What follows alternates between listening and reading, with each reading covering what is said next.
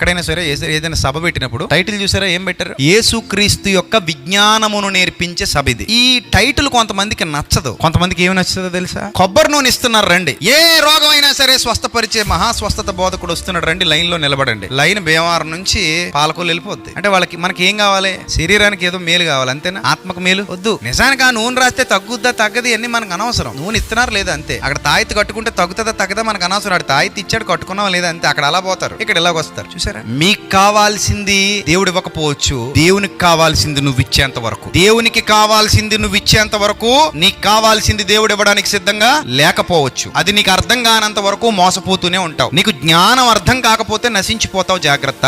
అందుకే ఎంత స్పష్టంగా రాశాడంటే, పైనున్న వాటి మీదనే గాని భూ సంబంధమైన వాటి మీద మనసు పెట్టొద్దు. మీరు పైనున్న వాటిని వెతకండి, అది మీ గురి. మీరు గురి యొద్దకు ఏం చేయాలి? పరిగెత్తాలి. గురి చూడని వాని వలె మీరు ఉండకూడదు, గురి యొద్దకు పరిగెత్తే గుంపులో మీరు ఉండాలి.